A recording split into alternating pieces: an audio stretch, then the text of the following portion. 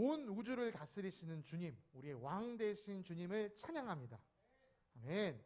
우리의 찬양을 받으시는 주님께 다시 한번 우리가 영광을 올려드리기 원합니다. 열정적으로 찬양 인도해 주신 성호쌤과 또 각자의 주어진 달란트로 활용해서 섬겨준 친구들, 또 이 자리에 앉아서 함께 찬양한 윤재까지도 정말 주님께서 기뻐 받으시는 찬양을 올려드리는 진정한 찬양자의 모습이 되기를 원합니다. 우리는요, 올해 첫 주에 우리 기도합시다 라는 제목으로 우리가 기도에 대해서 생각하는 시간을 가졌고요. 두 번째 주에는 밥을 먹고 다니냐 라는 제목으로 우리가 말씀에 대해서 생각하는 시간을 좀 가졌었습니다. 그리고 오늘은 우리가 찬양에 대해서 함께 생각하는 시간을 가져보려고 합니다. 그래서 Praise the Lord, 주님을 찬양하여라 라는 제목으로 오늘 말씀 나눌 텐데요. 시편 150편 6절, 우리 이 한 절 말씀으로 우리가 오늘 말씀을 나눌 거니까요. 우리 친구들 말씀을 다 한 목소리로 크게 다 같이 읽도록 하겠습니다. 시작! 안 돼요, 여러분. 요 정도 크기로 읽으면요, 오늘 설교가 진행이 안 됩니다. 여러분이 전도사님 만족할 때까지 크게 읽어야지 그 다음으로 넘어가고, 다시 한번 읽어볼게요. 시작! 야, 이 정도로 전도사님 만족할 거라고 생각했다면 여러분들 정말 큰 오산입니다. 다시 한 번만 읽어볼게요. 시작! 숨쉬는 사람마다 주님을 찬양하여라. 할렐루야. 아멘. 좋습니다. 감사합니다. 숨쉬는 사람마다 주님을 찬양하여라. 할렐루야. 혹시 이 자리에 앉아있는 친구들 중에 숨 안 쉬고 있는 친구 있나요? 나 지금 잠깐 숨 좀 멈춰야겠다. 뭐 그런 친구 없죠? 그럼 여러분은 모두 하나님을 찬양해야 되는 사람들입니다. 아니면 전도사님 저는 때때로 숨 쉬는 게 너무 힘들어서 가끔은 숨 쉬는 거 좀 멈추곤 합니다. 이런 사람 있나요? 그런 사람도 없죠. 그렇다면 여러분은 하나님을 찬양해야 하는 사람입니다. 그런데 여러분 정말 하나님을 찬양하고 있나요? 네, 전도사님 저 지금까지요 성호쌤이랑 같이 막 열심히 노래 불렀는데요, 저 찬양했는데요. 네, 좋아요. 여러분 찬양했습니다. 그런데 여러분 성호쌤과 함께 불렀던 그 찬양의 가사 중에 얼마나 많은 가사들이 여러분의 마음으로 고백한 찬양이었나요? 여러분이 정말 마음을 실어서 이거 정말 내가 정말 위대하신 주님을 찬양한 위대하신 주 찬양을 했는데 정말 그 찬양을 부를 때 얼마만큼 여러분의 진심이 담겨 있었나요? 여러분, 우리가 찬양을 판다, 찬양을 부른다라고 하지만요, 다른 편으로 우리가 찬양을 드린다라고도 얘기를 해요. 여러분, 드린다는 말에는요 벌써 한 가지 뉘앙스가 풍겨져 있습니다. 그것은 바로 높인다는 뜻이죠. 이 찬양을 받으실 대상을 우리가 높이고 있다는 것이죠. 만약 여러분이 찬양을 부르면서 그 높이고 있는 마음을 가지고 있지 않았다면, 내가 지금 누가 이 찬양을 받는지도 생각하지 않았다면 우리는 우리의 찬양을 다시 한번 되짚어 봐야 합니다. 자, 일단 찬양이 뭔지 우리가 먼저 한번 생각해 봅시다. 찬양. 오늘 우리가 함께 읽은 성경 말씀에는요, 찬양이란 단어가 나왔어요. 이걸요, 히브리어로는요, 할랄이라고 얘기해요. 할랄. 우리가 자주 쓰는 말, 할렐루야가 바로 여기서 나온 말이에요. 할렐루야는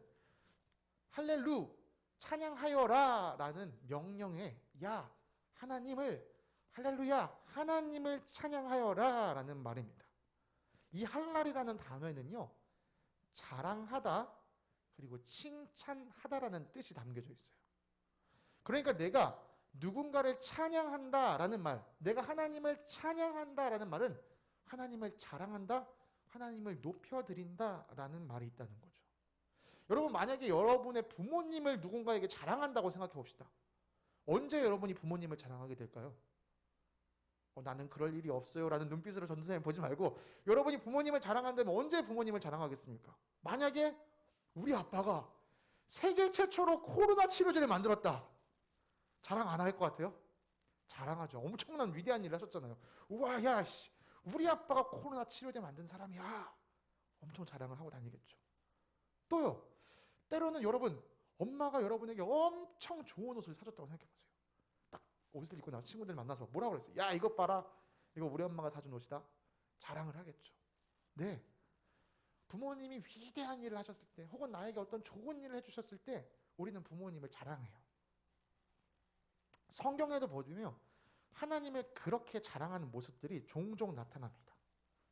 이집트를 탈출한 이스라엘 백성이요, 길을 가다가 홍해 바다를 만납니다. 바다가 앞에 쫙 나타났어. 이거 어떡하지? 이렇게 바라보고 있는데 뒤에서는 이집트 군대가 병거를 끌고 나타난 거야. 앞에는 바다, 뒤에는 이집트 군대. 우와, 이걸 이제 한자로 표현하면 뭐죠? 네 글자로? 이야, 그치. 진퇴양난이라고 하는 거야. 이야, 스웩. 좋습니다. 좋습니다. 진퇴양난이에요. 이거 앞으로도 못 가고 뒤로도 못 가고 어쩔 줄 모르고 있는 상태죠. 그때 하나님이 모세에게, 모세야, 왜 걱정하고 있니? 너의 손을 바다를 향해 뻗어라. 그리고 모세가 그 손을 바다를 향해 탁 뻗는 순간 하나님의 능력이 나타나서 바다가 쫙 갈라졌어요. 그리고 그 길을 이스라엘 백성은 건너갔습니다. 그 모습을 지켜본 이집트 군대가 뭐야, 빨리 쫓아가자. 바다 가운데 갈라진 길을 같이 따라갔어요. 그런데 어떻게 됐어요? 이스라엘 백성이 다 건너간 뒤에 그 바다가 다시 합쳐져서 이집트 군대는 물에 빠져버리고 말았죠. 여러분, 이 광경 봤을 때 여러분 눈앞에서 바다가 갈라지는 것, 그리고 여러분 눈앞에서 나를 쫓아오던 군대가 몰살돼 버리는 모습을 봤을 때 이스라엘 백성들이 어땠을 거예요? 뭐야, 하나님 도대체 얼마나 능력이 크신 거야.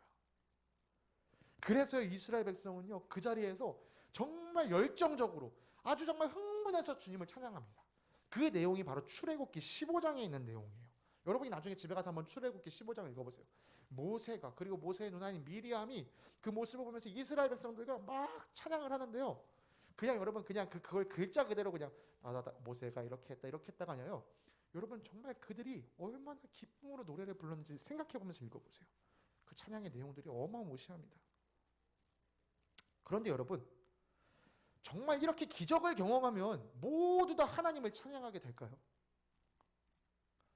꼭 그렇지만은 않더라고요. 누가복음에는요, 예수님께서 나병 환자 10명을 만나셨던 이야기가 기록되어 있어요. 여러분, 나병이 뭐냐면요, 한센병이라고 혹시 들어봤어요? 잘 못 들어봤죠? 옛날에 이제 한센병이라고 해서 우리나라에서는 이 소록도에 한센병 환자들이 모여 사는, 이렇게 거기 전문 병원이 있기 때문에 모여 살았는데, 한센병을 쉽게 설명해 주자면 이 피부 같은 것들이 막 문드러지는 거예요. 그래서 손톱이 막 견디지 못하고 막 손톱이 빠지기도 하고, 때로는 살점 자체가 다 떨어져 나가기도 하고. 그래서 한센병이 심한 사람들을 보면요, 얼굴이 녹아내린 것처럼 이 형태를 알아볼 수가 없어요. 이게 한센병, 옛날 말로는 나병 혹은 문둥병이라고 말하는 거거든요. 여러분, 이 사람들은요, 예나 지금이나 사는 게 너무나 힘들어요. 여러분, 피부가 녹아내린다고 생각해보세요. 얼마나 이게 진물이 나는 게 얼마나 힘들겠어요. 그리고 심지어 우리나라에서도 아까 소록도에 사람들이 모여 살았다고 했죠. 옛날에는요, 이 나병 걸린 사람들을 보면요, 가까이 오지 마, 이 저주받은 인간 하면서 막 쫓아냈어요. 이스라엘에서도 그런 일이 있었어요. 유대인들도요, 나병 걸린 사람들은요, 같은 동네에 못 살게 하고 동네 밖으로 쫓아냈어요. 그럼 나병 걸린 사람들끼리만 모여서 자기들끼리 살아야 되는 거였어요. 여러분, 얼마나 힘들었을까요? 아픈 것도 힘든데 내가 아픈 것 때문에 사람들로부터 따돌림 당한다, 멸시당한다, 쫓김 당한다. 너무나도 힘들었겠죠. 윤재랑 윤혜는 경험해 봤잖아요. 여러분, 코로나 때문에 자가격리 2주만 해도 얼마나 힘든가요? 아주 끔찍하죠. 그냥 아무것도 못하고 내가 할 수 있는 게 없잖아. 근데 2주 만에 끝나는 게 아니라 내가 이 병이 나을 때까지, 언제 나을지도 모르는데 그 병이 나을 때까지 격리가 돼버리는 거예요. 끔찍한 겁니다, 여러분. 대신에요, 이 병에서 낫게 되면 다시 마을로 돌아갈 수는 있었어요. 근데 이 병이 낫기가 그렇게 힘든 병이야. 그래서 언제 나을지도 몰라. 아니, 살아서 내가 나을지도 몰라. 안 나을 수도 있어. 그런 상황에 병을 안고 있었는데, 유대인들에겐 대신 어떤 관습이 있었냐? 만약에 어떤 사람이 나병에 걸렸다가 나병이 나았다? 그럼 자기 몸을 제사장님 보세요, 제 나병이 없어졌어요 라고 보여주고 다시 마을로 돌아갈 수 있는 그런 관습이 있었어요. 자, 다시 한번 얘기로 돌아가 봅시다. 예수님이 10명의 나병 환자를 만났습니다. 예수님을 딱 보자마자 그들이 그랬어요. 예수님, 우리 좀 도와주세요. 우리 좀 낫게 해주세요. 예수님이 나병 환자한테 뭐라고 얘기했냐? 10명에게 가서 제사장에게 너의 몸을 보여줘라. 지금 나병이 나은 것도 아니거든요. 나병이 그대로 있는 상태인데 예수님이 그들한테 가서 제사장에게 너의 몸을 보여줘라. 근데 이 나병 환자 10명이 그 예수님의 말씀을 믿고 갔어요. 여전히 나병이 있는 상태로. 그 제사장에게 가고 있는데 가는 도중에 병이 나은 거야. 내가 가고 있는데, 길을 가고 있는데 예수님의 말씀 듣고 출발할 때는 안 났었는데 길을 가고 있는데 내 피부에 보니까 나병이 나았네. 이렇게 된 거예요. 10명이 다 나았습니다. 그런데 그 10명 중에 딱 한 명만 예수님께로 돌아와서 하나님께 영광을 돌리고 예수님께 감사를 했다는 거예요. 여러분 한번 생각해 보세요. 이거 언제 나을지도 모르는 병, 아니 내 평생에 낫지도 않을 수도 있는 그런 병이 나았어요. 그런 기적을 경험했어요. 예수님 말 듣고 했다가. 그럼 당연히 예수님께 감사해야 되는 거 아닌가요? 하나님께 영광을 돌려야 되는 거 아닌가요? 그런데 10명 중에 9명이 그렇게 한 게 아니라 딱 한 명만 그렇게 했다고요. 그 모습을 본 예수님이 이렇게 말씀하세요. 누가복음에 보면 이렇게 말씀하세요. 그래서 예수께서 말씀하셨다. 10사람이 깨끗해지지 않았느냐? 그런데 9사람은 어디에 있느냐? 하나님께 영광을 돌리러 되돌아온 사람은 이 이방 사람 한 명밖에 없느냐? 네, 여러분, 놀라운 기적을 경험하면 누구나 다 하나님을 찬양할 것 같지만 놀라운 기적을 경험한다고 해도 모두가 다 하나님을 찬양하는 건 아니에요. 그러니까 기적 때문에 하나님을 찬양하는 것은 아니라는 말이죠. 그런데 더 놀라운 사실은요, 기적을 경험하지 않고도 하나님을 찬양하는 사람이 있더라는 겁니다. 아니 심지어는 내가 고통을 받고 있으면서도 하나님을 찬양하는 사람이 있었다는 거예요. 여러분 바울 선교사님을 알고 계시죠? 선교사님이라면 좀 이상한가요? 아무튼 바울 사도를 잘 알고 있죠. 바울은요 신약 성경에 많은 책을 썼어요. 그리고 바울은요 이곳저곳을 돌아다니면서 예수님의 복음을 전했던 사람이에요. 그런데 바울은요 그렇게 돌아다니면서 정말 많은 고난을 겪었던 사람이에요. 특히 빌립보라는 지역에 바울이 신라와 함께 갔어요. 바울과 신라가 빌립보에 복음을 전하러 함께 갔습니다. 그런데 그 마을에요 귀신이 들린 상태로 점치고 있는 한 여종이 있었던 거예요. 그런데 바울과 신라가 그 집 앞만 지나가면은 기도하러 가야지 하고 그 집 앞을 지나가면 그 여종이 막 달려나와서 야, 저 사람들 하나님의 종이다. 저 사람들은 구원받을 이야기 복음을 전하고 있다. 이걸 맨날 말하는 거예요. 그 앞만 지나가면. 그러니까 바울이 하루는 무시하고 이틀도 무시하고 3일도 무시하고 지나갔는데 이게 계속 되니까 이거 안 되겠다 싶어가지고 그 여종을 딱 보더니 내가 예수의 이름을 명하노니 귀신아 그 여자에게서 나가라 라고 딱 하니까 그 귀신이 여자에게서 도망갔어요. 자, 이 사람이 이 여자가 귀신이 들렸기 때문에 점을 칠 수 있었거든요. 귀신이 도망갔으니까 이제 점을 칠 수 있을까요? 없을까요? 점을 칠 수가 없게 됐어요. 근데 이 여자는요 아까도 전사님이 얘기했지만 자유인이 아니었어요. 종이었어요. 그러니까 이 여종 때문에 그 주인이 돈을 벌어 먹고 살았는데 이 여종이 이제 귀신이 나가서 더 이상 점을 못 치게 되니까 자기 수입원이 끊긴 거예요. 그러니까 이 종이 우리말로 치면 뭐 쳐서? 막 쳐서 열받아서 그래 고마워 그 단어를 하고 싶었어 쳐서 바울과 신라를요 거짓으로 고소했어요. 이 인간들이 우리 마을에서 이상한 거 터뜨리고 다녀요. 그래서 바울과 신라가요 억울하게 감옥에 갇힙니다. 그냥 감옥에 갇힌 게 아니고요 감옥에 갇히기 전에 매질을 당하고 감옥에 갇혀요. 여러분 바울과 신라가 진짜 뭐 나쁜 일을 한 게 아니고요 하나님의 말씀 예수님의 복음을 전하다가 그 지경이 된 거예요. 귀신을 쫓아내줬으면 고맙다는 인사를 들어도 모자랄 망정 내가 억울한 누명을 쓰고 매를 맞고 감옥에 갇힌 거예요. 솔직히 이런 상황이 되잖아요. 그럼 누가 가장 원망스러울 것 같아요? 자기에게 누명 씌운 사람? 아니요. 자기를 감옥에 가둔 군인? 아니요. 자기를 매질한 군인? 아니요. 이 상황 되면 가장 원망스러운 분이 하나님이에요. 내가 하나님 일을 하고 있었는데 왜 나한테 이렇게 해요? 나한테 어떻게 이럴 수가 있어요? 내가 지금 다른 거 했어요? 내가 하나님을 위해서 일하고 있었잖아요. 이렇게 하나님을 원망할 수도 있었어요. 전도사님이라면 부끄럽지만 그 상황이 한 번은 그랬을 것 같아요. 아, 어떻게 그럴 수가 있어, 하나님. 내가 지금 딴 거 하는 것도 아니고 하나님을 위해서 일하고 있잖아요. 그런데 바울과 실라는 그렇게 하지 않았습니다. 사도행전 16장 25절에는요 이렇게 기록되어 있어요. 한밤쯤 되어서 바울과 실라가 기도하면서 하나님을 찬양하는 노래를 부르고 있는데 죄수들이 듣고 있었다. 여러분, 바울과 실라는요 가장 그 억울한 상황 속에서도 하나님을 찬양했어요. 진짜 하나님이 원망스럽고 미워질 수도 있는 그 순간에 하나님을 높이고 자랑한 거예요. 여기서 우린 다시 한번 생각해야 됩니다. 어떻게 9명의 나병 환자들은 자신들에게 일어난 기적에도 불구하고 하나님을 찬양하지 않았을까? 어떻게 바울과 실라는 가장 억울한 상황 속에서도 여전히 하나님을 찬양할 수 있었을까? 여러분, 이 두 이야기를 우리가 살펴보면서 얻을 수 있는 결론이 있습니다. 그것은요, 찬양은 우리에게 일어난 어떤 일 때문에 할 수도 있고 안 할 수도 있고 이런 것이 아니라는 거예요.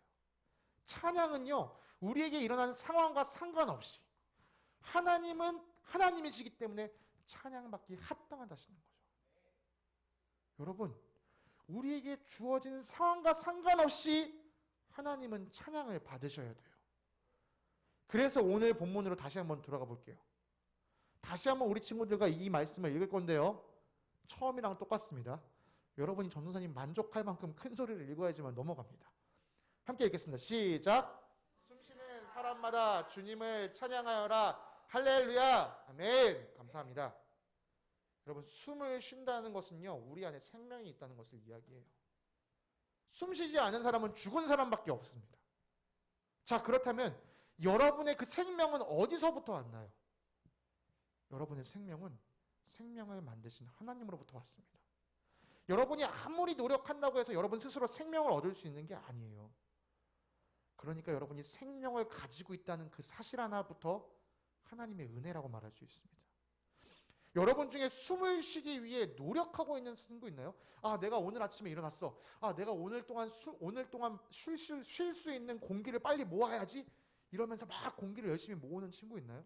아니요. 그렇게 하지 않아도 여러분은 숨을 쉬고 살아가고 있습니다. 숨 쉬고 있는 것 그 자체도 하나님의 은혜로 살아가고 있는 거예요. 그래서 우리는요, 우리가 태어난 그 시작부터 지금 이 순간까지, 아니 내가 정말 이 땅을 떠나는 그 순간까지 하나님의 은혜 안에 살고 있다라고 할 수 있어요. 여러분이 놀라운 기적을 경험하는 것도, 혹은 때로는 힘든 일을 경험하는 것도요, 다 여러분이 살아있기 때문에 느낄 수 있는 거예요. 여러분이 죽어있다면 놀라운 일이 일어나도 여러분과 상관이 없고요, 힘든 일이 일어나도 아무것도 느끼지 못할 거예요. 내가 정말 지금 기쁘다, 혹은 내가 슬프다, 이 감정 하나하나 느낄 수 있는 것도 여러분이 살아있기 때문에 느낄 수 있다는 거죠. 여러분의 생명은, 또 여러분이 생명이 유지되기 위해 주어진 모든 것은 하나님의 은혜 가운데 있습니다. 그것을요, 우리는 하나님께 사랑받고 있다라고 얘기를 해요. 여러분이 하나님의 사랑을 받았으면 마땅히 여러분도 하나님을 사랑해야 합니다. 그리고 찬양은요, 바로 우리가 하나님을 사랑합니다라고 고백하는 하나의 방법인 거예요. 궁극적으로 그래서 우리는요, 하나님의 사랑을 누리면서 그 사랑을 찬양하기 위해 지어졌다라고 말할 수 있어요. 근데 여기서 중요한 건요, 하나님이 결코 여러분을 찬양하는 기계로 만들진 않으셨다는 거예요. 여러분 혹시 오르골 좋아하는 친구 있나요? 오르골 뭔지 알죠? 이게 태엽 쫙쫙 하면 띵띠딩띵띵띵, 아무튼 이런 노래 그래, 아무튼 이런 노래들 있잖아. 오르골 탁 하면 나오잖아. 하나님은 여러분이요, 그런 기계로 만들지 않으셨어요. 오르골은요, 자기가 노래하고 싶을 때 노래하는 게 아니고요, 주인이 태엽을 감으면 감았으니까 그냥 노래를 하는 것뿐인 거예요. 근데 하나님은요, 우리를 그런 오르골 기계로 만들지 않으시고 여러분이 직접 여러분의 마음을 담아 찬양하도록 만드셨어요. 그래서요, 우리가 찬양을 할 때 내 마음이 담기지 않는다, 내 마음을 다하지 않는다라고 한다면 사실 그것은 우리가 찬양이라고 말하기가 어렵다는 거예요. 그래서 우리 친구들이 예배 자리에서 찬양을 부를 때 여기 앉아서 찬양을 부르든 저기 앉아서 찬양을 부르든 혹은 악기의 자리에서 내가 악기를 연주하든 혹은 오늘 이 자리에 없지만 내가 이 컴퓨터 앞에 앉아서 PPT로 가사를 넘기든 그 모든 일을 할 때 아무 생각 없이 아무런 마음도 없이 아무런 감동도 없이 그 일을 하고 있다면 내 스스로를 다시 돌아봐야 돼요. 내가 정말 지금 주님을 찬양하고 있는 건가? 뭐 지금 성호쌤이 지금 여기 부르니까 나도 따라서 여기 쳐야지, 여기 불러야지 이렇게 해서는 안 돼요. 우리 마음이 담겨 있어야 돼요. 감사하게도 우리 성호 선생님이 우리 친구들에게 여러 번 강조하시죠. 여러분 찬양 부를 때 찬양의 가사를 생각하면서 불러보세요. 찬양의 내용을 생각해 보세요. 그걸 생각하면서 여러분 마음으로 고백해 보세요. 참 성호 선생님이 이런 이야기를 자주 해주시는데요. 여러분 이 이야기 귀담아 들어야 됩니다. 그래야 정말 주님께서 기뻐 받으시는 찬양을 우리가 부를 수 있기 때문이죠. 물론 어떤 찬양들은요 아직 우리 친구들 가슴에 와닿지 않을 수도 있어요. 저 가사는 난 아직 무슨 의미인지 잘 모르겠어. 근데 그럴 수 있어요. 충분히 그럴 수 있습니다. 대신 그럴 때는요 우리 친구들이 이렇게 한번 생각해 봤으면 좋겠어요. 왜 누군가는 저렇게 찬양을 부를까? 왜 저 사람은 저 가사를 이렇게 부를 수 있을까? 이런 궁금증을 가지는 것도 되게 중요한 자세라고 생각합니다. 그리고 조금 더 한 발 더 나아간다면 이렇게까지 생각했으면 좋겠어요. 나도 저렇게 찬양하고 싶다. 나도 저 사람이 저렇게 찬양 부르면서 기뻐하는 것처럼 나도 기뻐하고 싶다. 여러분 이 마음을 품게 된다면 하나님께서 여러분에게 그 기쁨을 누릴 수 있는 길을 열어주실 거예요. 사랑하는 친구들, 우리 마음을 담아서 기쁨으로 찬양합시다. 만약 여러분이 찬양을 부를 때 여러분의 마음이 담기지 않는다면요 그때는 다시 기도와 말씀으로 돌아가세요. 주님, 내가 왜 주님을 찬양해야 되는지 알려주세요. 기도하면서 말씀을 읽으면서 내가 찬양해야 될 이유를 찾으세요. 우리 올 한 해가 그런 한 해가 됐으면 좋겠습니다. 기도하다가 말씀으로 주님의 뜻을 발견하고 주님의 뜻을 살아내서 주님의 약속을 받을 때 다시 기쁨으로 찬양하고 내가 다시 찬양이 어려울 때 다시 기도의 자리로 나오고 또 말씀으로 주님의 뜻을 확인하고 다시 또 주님의 말씀을 확인하면서 주님께 감사하며 찬양 드리는 그런 한 해가 되기를 간절히 소망합니다. 전도사님 그리고 성호쌤은요 우리 친구들이 이렇게 하나님을 향한 진심이 담긴 찬양을 부르게 날을 기대하면서 여러분과 함께 예배하겠습니다. 우리 올 한 해도 힘을 내서 함께 예배해 봅시다. 화이팅!